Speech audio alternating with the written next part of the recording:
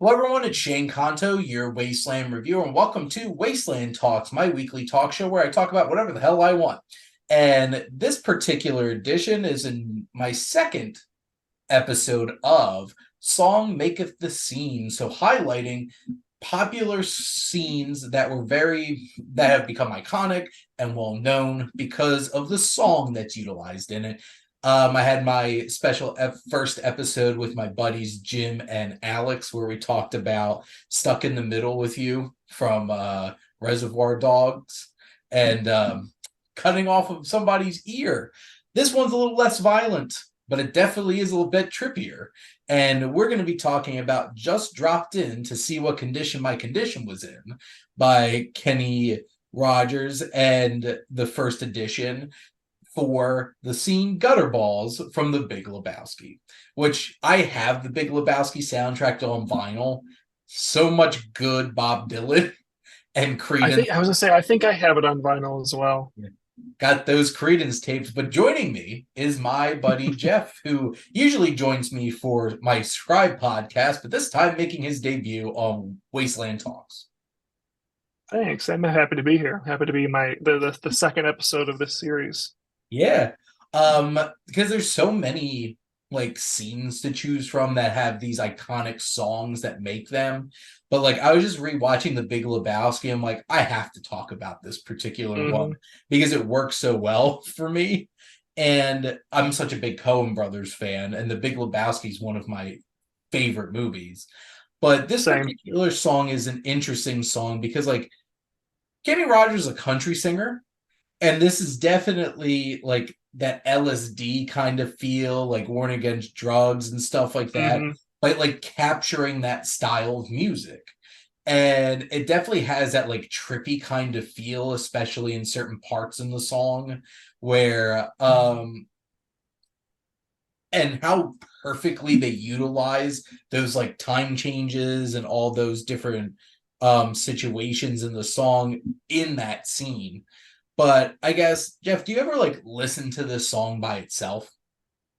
Yeah, so actually the very first time I listened to this song, I didn't hear it in The Big Lebowski. I heard Oh, it on another TV show. interesting. It's the TV show Chuck from like Nice. the late 2000s. Yeah. They had it in like the season 3 premiere where like I don't know if you're familiar with the show at all, but Chuck gets fired from his job at being a spy, and so Mhm. he like goes into this like crazy like stupor where he's Yeah. basically just like laying on the couch eating like cheese balls all day, and wearing a pretty much looking like the Big Lebowski, growing his beard out and wearing a bathrobe and boxers and all that. And this So, song plays in his monotonous, just every day I'm sitting on the couch watching TV eating Cheetos kind of thing. so what So you're that's where I saying is first. that was very intentional. Oh yeah, very very intentional. Yeah, they even call him like Lebowski, like as a reference in later in the episode or something like that. How funny would that have been if this popped up in Avengers Endgame? It's because I did laugh real hard when when they called him Tony Stark Lebowski. said, "Oh, you're left Lebowski." As Thor's just walking in with his giant beard and everything. Uh, I do. Yeah. So that's I think the first time I actually like heard this song. And then because I liked that show so much, I mhm. liked the song, and so I started listening to the song on my own. Yeah. And then and obviously I knew it was in Lebowski, in the Big Lebowski after that. So I was just like, oh, whenever I watch the Big Lebowski, I'll have something to look forward to.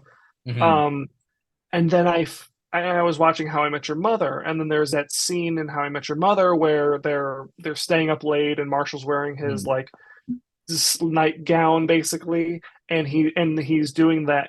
They show him flying through New York City with the Bob Dylan song on it, and I love that song too because of that show. And so I'm like, okay, I've got to watch The Big Lebowski because Yeah. I know I'm gonna like these references in the movie. And like the soundtrack overall works so well. It And does. I think you know what's funny is I think the song that I listen to most is the Gypsy Kings Hotel California, which Yeah, I is like that one a lot. so perfect for introducing the Jesus, seeing as he hates the dude hates the Eagles and I hates the hate the Jesus. Eagles, man. Yeah. Well, you get out of my cab. And that's exactly what happens. That's the aftermath of Yeah. this drug stupor. Um, but it's just, I think the first time I did hear the song was the Big Lebowski. So, like, I'm sitting here freshman year of college. I went to our alternative films club first meeting, and they played Burn After Reading. And I'm like, this is great. I love this. Who Hmm. made this? And that's how I got introduced to the Coen brothers. My mom had, I think, Intolerable Cruelty on VHS, but she wouldn't let me watch it growing up. Hmm. Which also now I love that movie. Great use of Suspicious Minds over the opening credits in that. But this film, like my buddy James, who lived across the hallway from me in our dorm, he's like, "You need to watch The Big Lebowski." I'm like, "What's The Big Lebowski?" And I bought it from Walmart, and James sat down with me and watched it. It blew my mind. And watching that gutterball scene is so great. It's legitimately one of my favorite scenes in any movies because it's so funny. It's so layered with all Hmm. these references from throughout the film, like the whole Saddam Hussein giving him his bowling shoes. That made me laugh a lot on this most recent viewing. Him and the repairman outfit from the Beaver picture. Do you mean Yeah, the China picture? Carl Hungus Yes. outfit. Yeah. And just all of it, and like all the women dressed up as bowling pins and stuff like that. But it's so great because you just see the dude just like, ugh, and just like plant onto that table. Hmm. And then it's the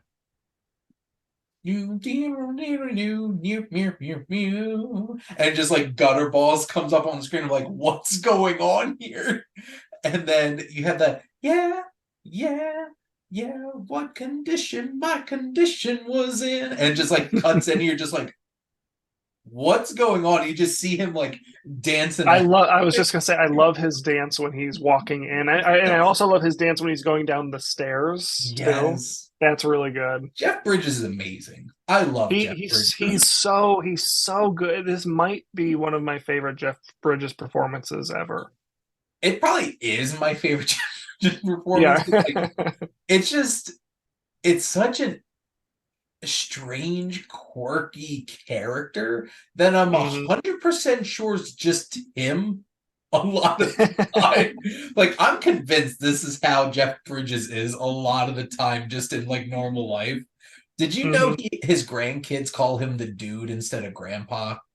That's really, really awesome. And it Right? almost kind of makes me want to be called the dude later in life. It's just like you have when your kids have kids, it's like, I'm the dude. I'm the dude. Not Well, grandpa. I have a very interesting relationship with this movie too, because when I used to work in a restaurant years and years ago, I had a manager. My last name is Wisniewski, and so anytime I would walk into the kitchen, he was our kitchen manager. Anytime I would No. walk into the kitchen, he would be like Jeffrey Wisniewski, the dude. And I finally watched the movie after like so many times of him calling me that I finally watched it and I walked in and he called that to me. He goes, "I'm not Wisniewski, I'm the dude." And he finally was like, "Yes, you've watched it." You're the dude, man. Like I was like, "Yeah, El you can call Duderino. you can You yeah." I got was like, into "You that can call me brevity thing. Duder or El Yeah. Duderino if you're not into the whole brevity thing." You know what's funny? I had a boss, one of the pool managers at the country club that I worked at over the summers in college. He would walk into the snack bar when I had my music on, because like I would listen to just a whole bunch of classic rock music while I'm at work, and Hmm. he'd be like, Shane's World, party time, excellent." I'm just like, "Yep, there you go, it works." Hmm. But I was also a big fan of Wayne's World. yep. But this scene is so abstract and weird, and like the bowling theme. Mm-hmm. Maud's dress up as like a Valkyrie. Like, I Like, was to say like a Viking even like yeah, because he's got like the horned horns and helmet and everything. everything, and like what? And yeah, his dance moves are peak. Just Yeah, I so watched it smooth just and before coming onto fun. the show. I watched it just before coming onto the show, and I watched him going down the stairs, and I'm just like, I don't even have like the coordination to like do like what he's doing with his feet, even like No, down the it is stairs. so smooth, and like him walking up to like this giant tower of Oh yeah, like that. he's just so high. He's just so out there. But the song works so perfectly because it has that weird, like Yeah, drug trippy it's kind got of like a feel weird to it's it. got weird sounds to it. Mhm. And it makes it feel so out there and strange. And there's a lot of like time changes and like how the song like shifts, and there's a lot of shifts in like the dancing and the choreography. Whoever did the choreography for this Yeah, sequence, good for you, because they line that up perfect, and the editing and everything, which you go Roderick James, Coen brothers. For those who don't know, the Coen brothers do actually edit their own movies. They just like to put a pseudonym and just have Roderick James get Oscars. He doesn't exist. So it's just one of those things where you have the song that feels so weird for the artist. It's such a strange song for that person. Because like this does not sound like a song you would expect from a country music star. hmm And then it goes into this scene, which literally is a drug trip, because like he is out, he is gone, and it just lines up so perfectly. And obviously, like the idea of it talking about like the dangers of drug use. Um, he got he got roofied and passes out. So like one of the worst possible things that could happen to you drug related, and just like the a whole theme of like what condition my condition was in, like, yeah, the dude's not in a great place right now, but he's just soaring, soaring off in this randomness. And what a wild porno that would be. Gutter that would be balls. really funny. That'd be like one of those things you just watch because it's like a crazy fun time and not because it's a porno. And this movie is so weird in the way that like it goes through all these random things, and how it just draws upon all of them, and it just threads all the way through this. Because like, why Saddam matter in this movie? Because when he's at the grocery store at the beginning, he hears George H.W. Bush is like, this unchecked aggression will not stand, and how that keeps popping up throughout the Yeah, movie. like when he's sitting in Lebowski's office, he's like, "This aggression will not stand, Man, man." man.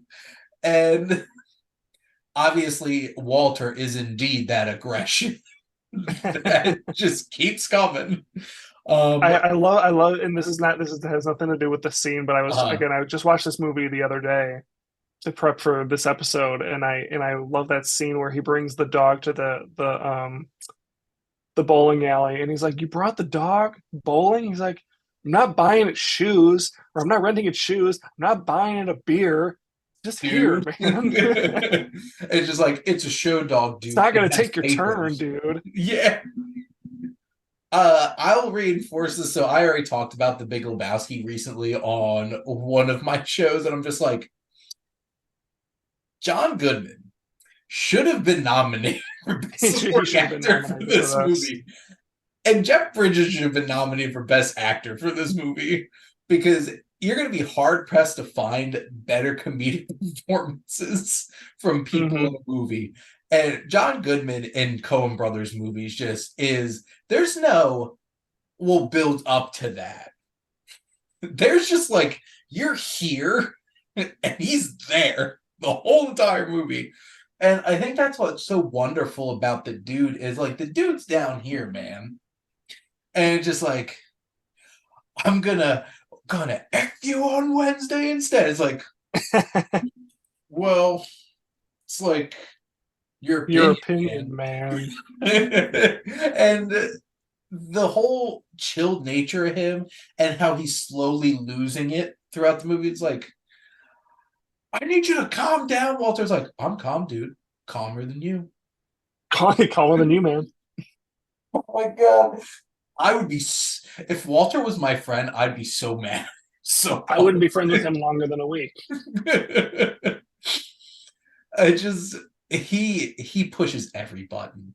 And what I love most about Gutter Balls is it's that scene where Jeff Bridges just gets to like let loose completely and just have so much fun with it. And it's just Mm-hmm. such an unhinged performance between the dancing, the looks, and like, Yeah. oh my God, when he starts floating down the You know, alley. that was the one thing I wanted to bring up. I love that shot. I want to know how they did that. Yeah. Because like the first thing that I thought of, because I come from a filmmaking background, Mhm. is that I thought, oh well, maybe he's just like standing on a platform and they're just like turning him like this. Wow. But you can see that his hair is obviously he's obviously like he's planking like that, and because his hair is obviously like moving around. So I'm like, well, they have to have some kind of like wires on him, or Yeah. maybe they're like he's on some kind of like bed like that he's strapped to like under his clothes where he like is able to turn like that, and because you can't see his feet, so maybe that's where the Yeah. turning mechanism is. I'd almost like to see like behind the scenes like photography of that to see how they did some of the stuff in this gutter ball scene. And what's so funny is I imagine that they're not the most engaging interviewees behind the scenes No, probably not. because Joel and Ethan Coen don't seem to be the most lively of people. It's like, do they smile? They're but always just honestly, like, like, but honestly, like even all these years later, like they could give us a few answers of something because this movie was made so many years ago. Technology has mhm, changed so much since then. I'll bet you they would like if someone's like mhm. like an avid watcher of them and a big fan of them sat down and was like, "Hey, how'd you shoot that scene?" They'll probably tell you. Oh, I'm sure they would. It's so funny because I've watched a whole documentary on Kubrick. I've, Hmm. seen Scorsese talk so many times. Christopher Nolan has no problem around telling people about his movies. Oh yeah, And it's just he's an like open book. you never see a lot of interviews with the Coen brothers because they just don't seem like they want to be like bothered because Hmm. they seem like very reserved people. And it's so funny that Joel's married to Frances McDormand because she's certainly not she's a personality. And Hmm. um it's one of those kinds of things where like that scene's fascinating, and just the cherry on top is his look as he's looking up all their skirts, and it's just Hmm. like dude's having a ball. Yeah. Gutter balls, there you go, you're and welcome and for then that. I was just saying, then it cuts immediately after that to him running from the nihilists in the red suits Scissors. with the scissors. Yeah. And that's terrifying because like it's the doom doom doom doom, and it's just like this ominous like beat playing, and then he finally shows up on the highway and gets has a mug chucked in his head. You freaking fascist. That's one of my favorite lines in the whole entire movie because I would love to yell that at people at certain points because unfortunately it's more relevant than it should be. But like it's just one of those moments.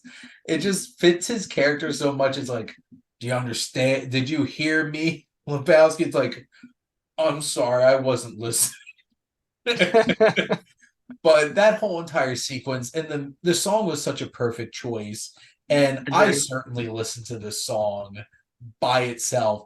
I would be remiss to not mention my buddy Alex. So, like, I do album analysis episodes with my buddies Jim and Alex. So they're actual musicians. I am not. I just love music.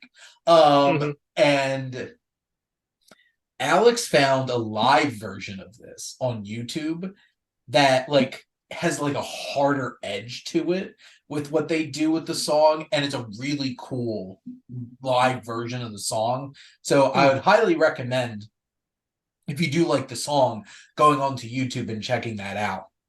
Yeah, I love the song, so I'll definitely be Yeah. checking it out. In college, I used to do like a song of the day on my Facebook where I'd like look up YouTube videos and stuff like that. This one definitely became a rotation of mine. Was looking this up. Yeah, But this has been on my playlist probably since like 2010. Like it's never left. it has such a great vibe musically, and it's such an interesting change of pace for like, I don't listen to Kenny Rogers music. Like, I'm not a big country music fan, but like Same. this song just had such a very specific vibe to it that I just really enjoyed, and it just works so perfectly for the scene. Could not imagine any other song during this gutter ball sequence. It just, the soundtrack overall is just pitch perfect, and of course they had to have Credence, him and his Credence tapes. Also, if you want to see something funny, look up the greatest scene in the history of cinema, and I can almost guarantee you're going to find a 10-second clip of looking out my back door and the dude hitting his hand up on the Oh yeah, that's door, right. smoking a joint while he's driving. Then crashed in his car. Yeah, that is like, the video is literally called "The Greatest Scene in the History of Cinema." It's just a 10-second clip of that, and it's just like, it works so well. Run through the jungle with the undie toss Hmm. from Walter, and of course the Bob Dylan music too. Yeah, I was gonna say I love that Bob Dylan song where he's flying through the city.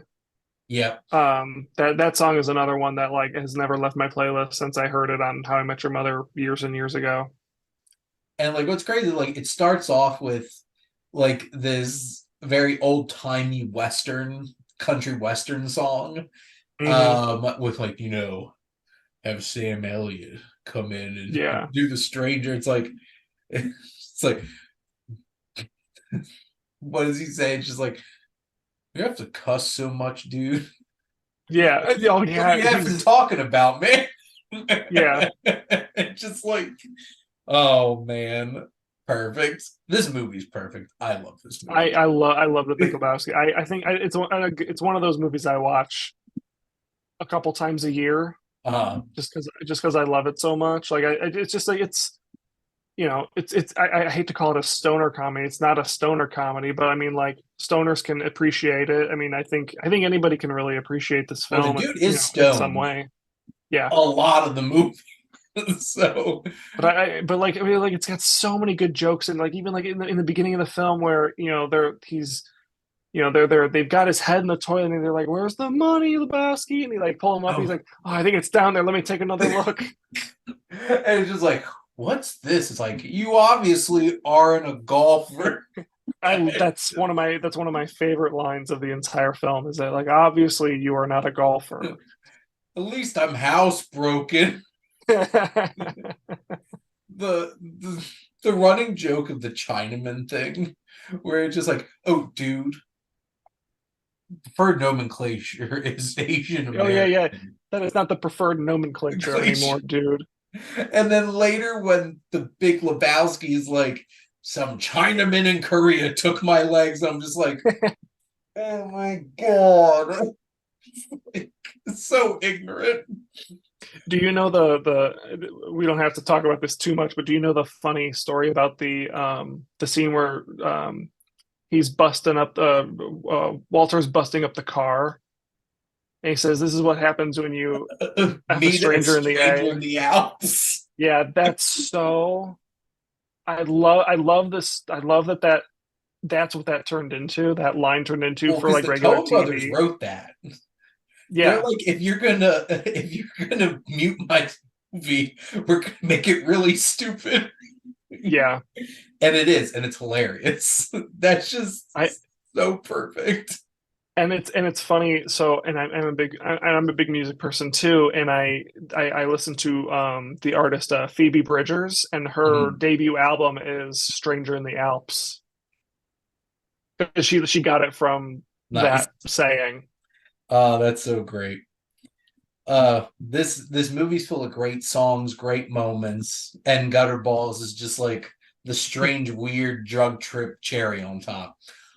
So, but Jeff, I appreciate you coming on and chatting about the song that certainly maketh this scene. Yeah, man. Thanks for having me. I'll talk about Big Lebowski anytime I can get. And thank all of you out there for always tuning in and supporting your Wasteland Reviewer.